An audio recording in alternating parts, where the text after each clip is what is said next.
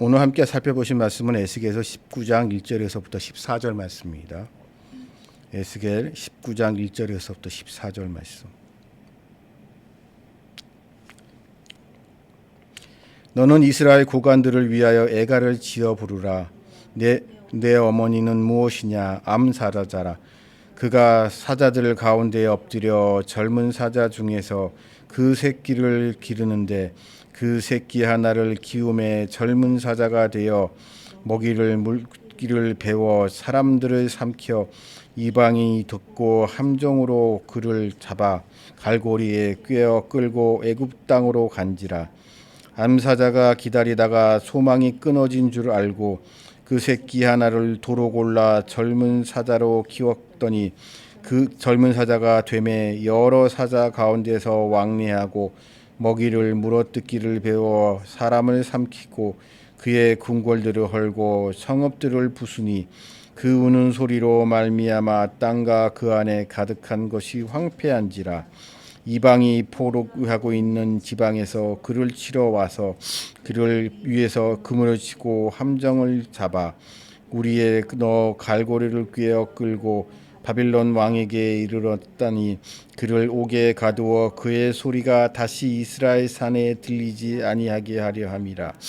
내 피의 어머니가 물가에 심겨진 포도나무 같아서 물이 많음으로 열매가 많고 가지가 무성하고 그 가지들은 강하여 권세 잡은 자의 규가 될 만한데 그 하나의 키가 굵은 가지 가운데서 높으며 많은 가지 가운데 뛰어나 보이나다가 분노 중에 뽑혀 땅에 던짐을 당하매 그 열매의 동풍이에 마르고 그 강한 지들이 꺾이어 땅 말라 불에 닿더라. 이제 광야 곧 그리고 가뭄이 든 땅에 심기어진 바 되고 불이 그 가지 중에 하나에서부터 나와 그 열매를 태우니 권세 잡은 자의 규가 될 만한 강한 가지가 없도다 하라. 이것이 애가라. 후에도 애가가 되리라. 아멘.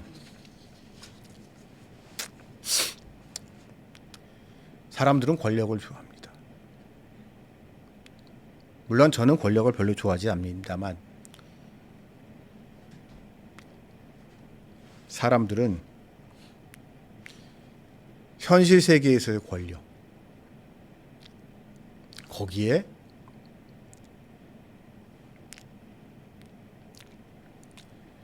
목숨 거는 사람들이 참 많습니다.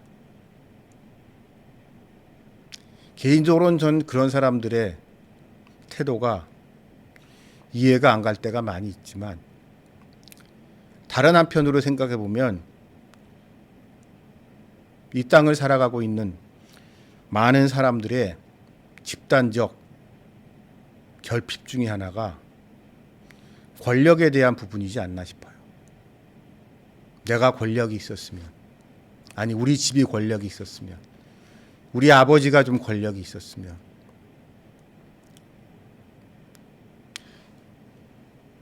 하는 그런 바람. 제가 고등학교 때 선생님이 농담 삼아 하셨던 얘기가 기억이 납니다. 그 선생님이 그런 얘기를 해주셨어요. 너 6.25 때 전쟁터에서 총알이 빗빠지는 전쟁터에서 총 맞아 죽어간 사람들이 뭐라고 하고 죽었는지 혹시 아냐? 무슨 한마디 외침을 하면서 죽었는지 아냐고 물어보셨는데 그 선생님의 대답은 빽이었습니다. 빽 하고 죽었다는 거예요, 사람들이. 내가 빽이 있었으면 이제 전쟁터에 끌려오지 않았을 텐데. 빽이 있었으면 군대에 갔어도 좀 편한 보직으로 있었을 텐데. 내가 빽이 없어서, 나를 빼줄 만한 사람이 없어서 이렇게 전쟁터에서 총알바지가 돼서 이렇게 허무하게, 아니 억울하게 죽어간다고 하는 그런 수많은 원원들의 절규가 있었다는 얘기를 들었습니다. 물론 농담이죠. 하지만 이 말에는 상당한 뼈가 있는 것 같습니다. 말씀을 전하고 있는 저는 비교적 부유한 환경 속에서 성장을 했고, 그래서 뭐라고 표현을 해야 되나요? 힘이 없고 돈이 없어서 억울해 본 적이 없지만 참 많은 사람들은 학교 다닐 때부터도, 지금은 그런 게 좀 달라졌다고 저는 생각을 하는데, 학교에서의 권력관계, 말이 선생이지 참 선생님이라는 말이 부끄러우신 분들이 분명히 계셨죠. 학생들을 돈과 권력으로 차별하다. 그래서 같은 잘못을 해도 솔직히 저같이 좀 배경이 있는 학생, 평소에 이렇게 저렇게 공을 들여놓은 사람들은, 학생들은 그냥 넘어갈 것도, 아무것도 없는 학생들은 경우에 따라서는 그냥 선생님들의 화풀이 대상, 분풀이 대상이 되는 경우들이 분명히 많이 있었습니다.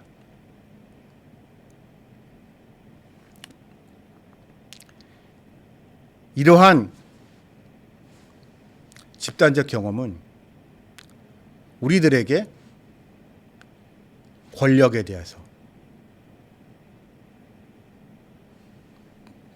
대한 이해할 수 없는 트라우마, 결핍, 집착, 이런 거를 가지고 온 부분이 분명히 있습니다. 그래서 사람들은 이 연장선상에서 정치에 참 관심들이 많습니다.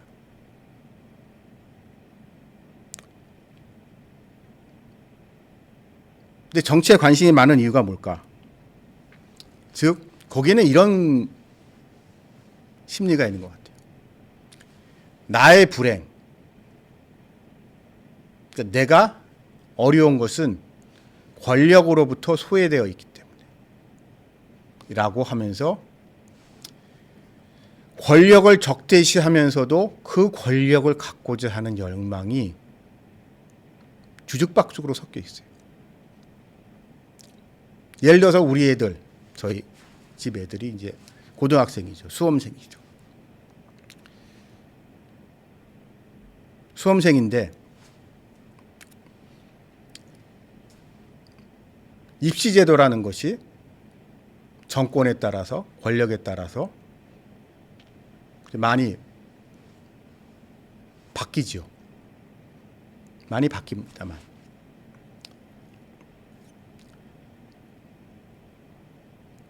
그래서 이 권력에 의해서 바뀌는 이 입시제도에 부모님들이 아주 예민합니다.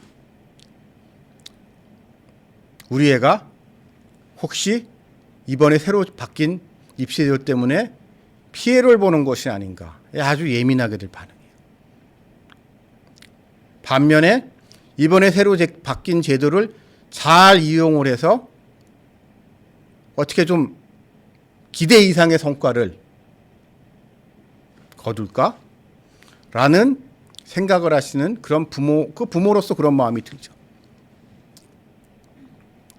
근데 여러분, 아무리 입시제도가 바뀌어도 대학 정원은 정해져 있는 거고, 가고 싶은 대학도 정해져 있고, 가고 싶은 과도 정해져 있습니다.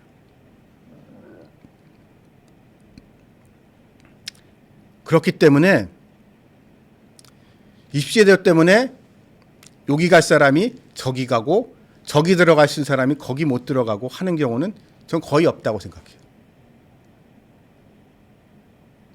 저 같은 학력고사 세대가 있었죠. 학력고사를 잘 봐서 좋은 대학을 갈 학생, 저는 입시제도가 제 때 자주 바뀌었는데요. 중간에 본고사 본 적도 있습니다.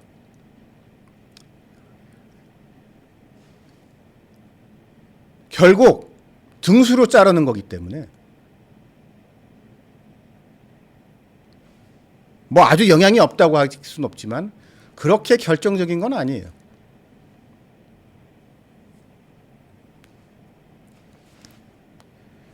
그런데 사람들은 그런 권력의 향방에 대해서, 어떻게 보면 교육형 권력이죠. 입시 권력이라고 하잖아요. 그런 거에 있어서 아주 예민하게 반응을 해요.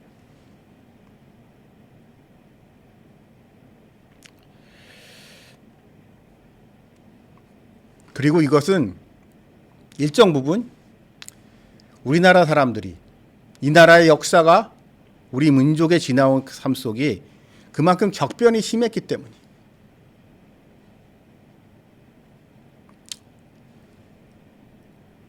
아주 잘 나가던 사람이 정치적인 문제에 휘말려서 멸문지화를 당하기도 하고, 반대로 아무것도 없던 인간이, 별 볼 일 없던 인간이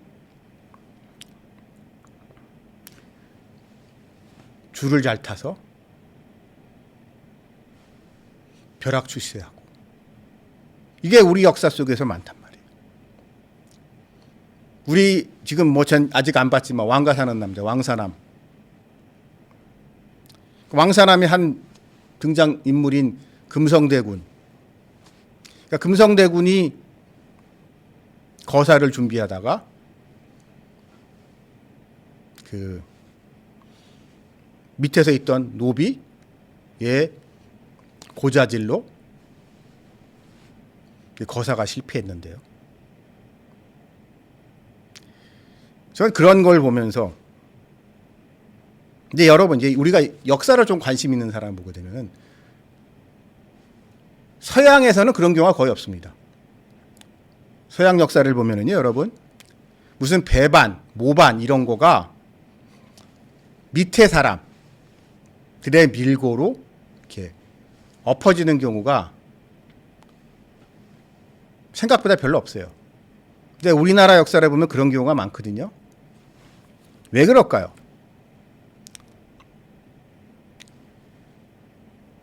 면천을 할 수 있기 때문이에요. 비천한 노비일지라도 이렇게 밀고를 해서 공이 많으면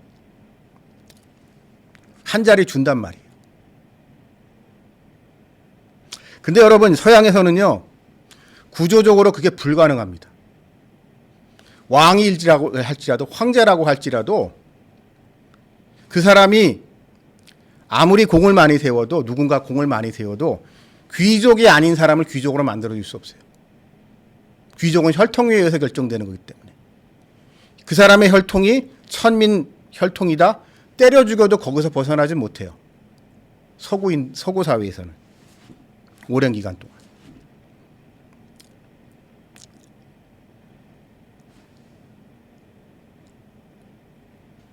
그것은 왜냐하면 서구 사회에서는 기본적으로 혈통이라는 것은 이걸 통해서 하나님의 의지가 나타난다고 생각하기 때문에. 누군가가 천민으로 태어났어요. 그거 자체가 하나님의 뜻이라는 거예요. 그러니까 사람인 왕이, 황제가 누가 그거를 마음대로 바꿀 수 없다는 거예요. 귀족도 마찬가지고 왕족도 마찬가지고. 이에 반해서 동양에서는 어쨌든 싸워서 이긴 왕 마음이기 때문에 이런 권력에 대해서 사람들이 광분한 그런 모습을, 특히 어디에다가 줄을 서야 되나, 누가 권력을 잡을까,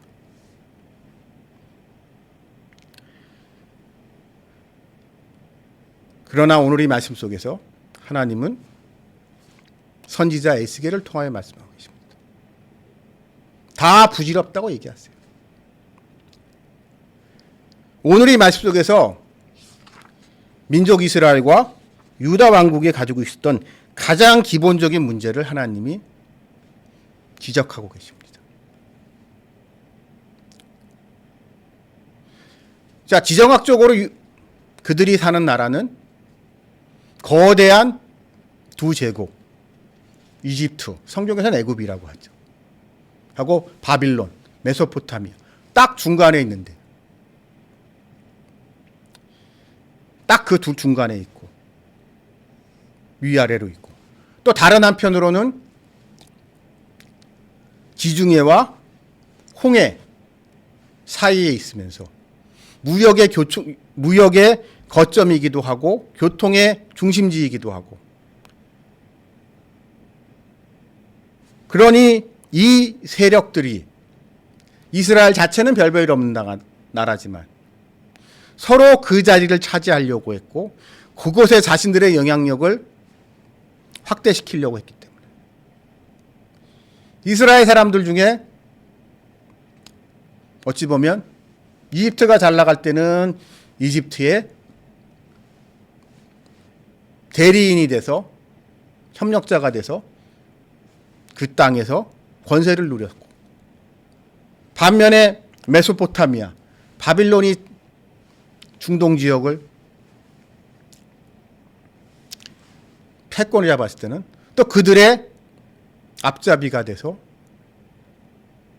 부귀영화를 누렸죠. 오늘 말씀에는 안 나오지만은 반면 또 한편 블레셋인들, 페니키아인들, 두론과 시도와 같은 그런 사람들이 해상 무역이 발달했을 때, 그들이 제해권을 장악했을 때 그들과 좋은 관계를 맺어서 엄청나게 큰 부를 누른, 대표적으로 솔로몬이 그런 사람인데요. 그렇기 때문에 이러한 그들의 역사적 경험은 여호와 하나님을 섬긴다고 하지만 현실 사회에서의 자신의 부귀영화와 권력은 이 격변하는 세계 속에서 어디에 줄을 내야지 되는가? 오늘 이 말씀 따라 애굽에 줄을 내야 되나, 바빌론에 줄을 내야 되나? 거기에 사람들은 몰두했습니다. 그런데 말입니다, 여러분. 우리 한번 생각을 해보십시오. 여호와 하나님을 바라보지 않고 이웃 힘센 강대국을 바라보게 됐을 경우에 그 권력자들은 필연적으로 민족들을 착취하게 돼 있습니다. 왜냐하면 잘 보여야 되니까. 애굽 왕한테 잘 보이려고 하게 되면, 바빌론 왕한테 잘 보이려고 하면, 페니키아인들하고 잘 지내려고 하면 그들한테 뭐 줘야 될 거 아니에요. 맨입에 돼요? 그만큼 자기 백성들을, 자기 동족들을 더 많이 부려먹고 착취하면서 그들에게 뭘 갖다 바쳐야 될 거 아니에요.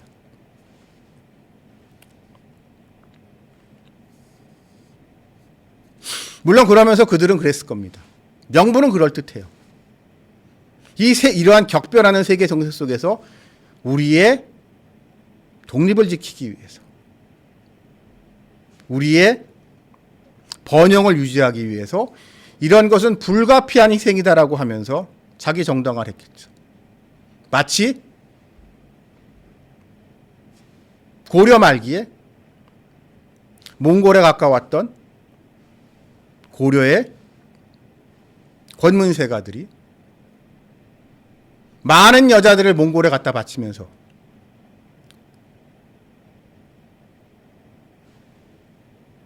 그 막강했던 원 제국의 일부가 되어 본인들은 번영과 번성을 누리면서도 다른 한편으로는 이래야지 이 위대한 징기스칸이 세운 이 원나라에서 우리의 입지가 확고해진다고 하면서 나름의 정당한 논리를 세우면서 사람들을 수탈했습니다. 이스라엘도 마찬가지였던 거예요. 그러나 오늘 이 말씀 속에서 하나님은 단호하게 말씀하고 있습니다.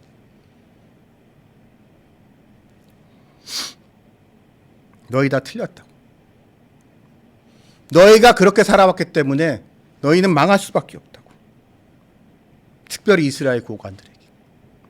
오늘 이 말씀은 이스라엘 고관들에게 대하시는 애가라고 말씀하고 있어요. 지금도 잘 살고 있지만 더 잘 살고 더 잘 사는 정도는 아닐지라도 지금의 권세를 유지하기 것에만 급급해 있던 그들에게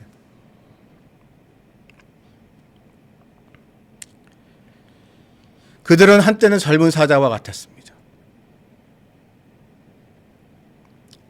하나님이 잘 키우셨어요.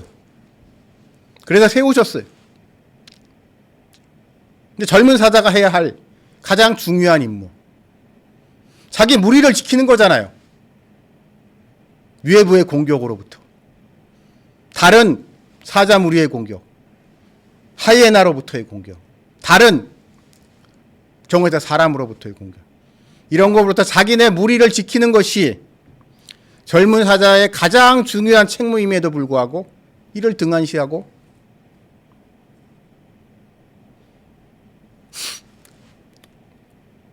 혼자 잘 먹고 잘 살려고 했고, 그들의 일이 하나님은 더 이상 그들을 그만둘 수 없었기 때문에 애굽으로도 끌려가게 하고 바빌론에게도 끌려가게 했어요.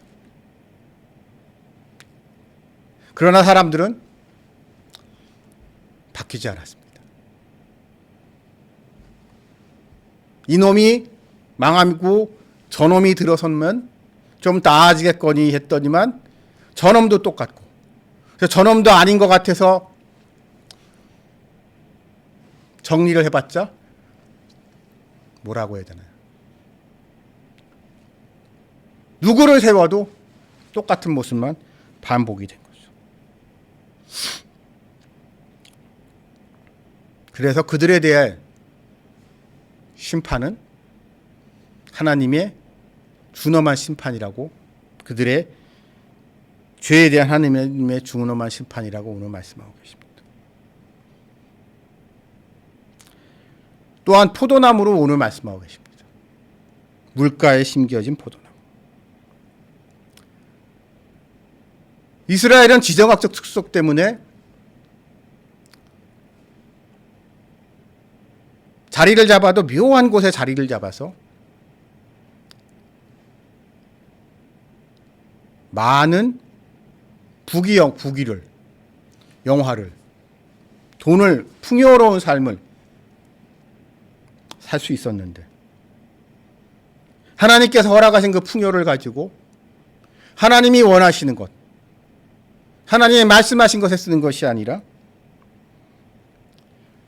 그 돈을 가지고 어떻게 하면 내가 더 강한 권력, 더 많은 권력을 잡아서 더 그것을 바탕으로 더 많은 돈을 벌 수 있을까, 이만 혈안이 되어 있던 그들에게 대해서 오늘 이 말씀은 말씀하고 계시죠. 그렇게 물질을, 그렇게 풍요를 낭비한 그들에게 하나님의 심판이 임했다고.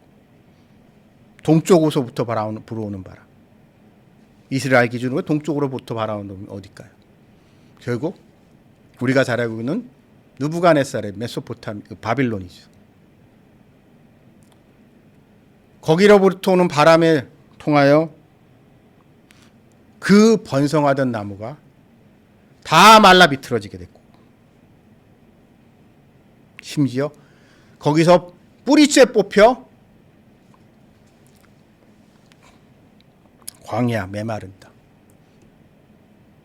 바빌론의 포로로 끌려가게 됐다는 그러한 말씀을 하고 있습니다. 저는 이 말씀을 보면서 우리 자신 한번 돌이켜보게 됩니다.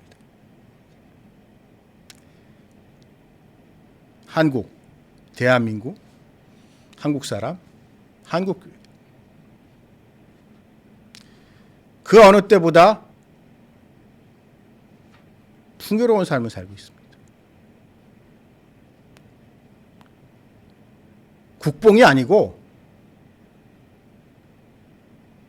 정말 살기 좋은 나라가 됐어요.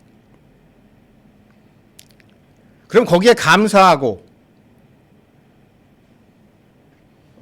감사하면서 살아야 되는데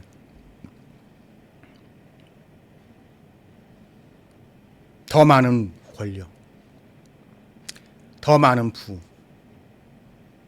중독자들 같아요. 물론 저도 이러한 세태로부터 자유로운 사람은 아닙니다. 그러나 오늘날 위험한 것은 이런 거에 대한 문제의식 자체가 사라졌다는 거예요. 제 기억이 정확하다고 하게 되면 제가 어렸을 때만 해도 욕망을 절제해라, 자제해라. 욕심 부리지 말라는 얘기 참 많이 들었어요.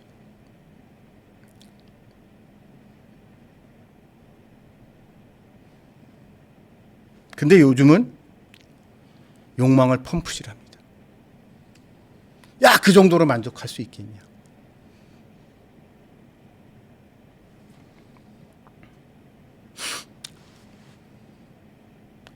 그러다 보니 어느 누구도 행복하지도 않고 어느 누구도 감사하지도 않아요.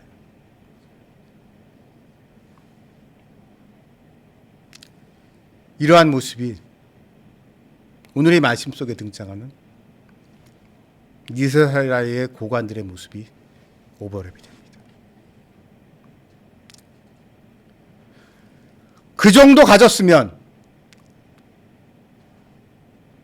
그 정도 누리면 하나님이나 잘 믿지.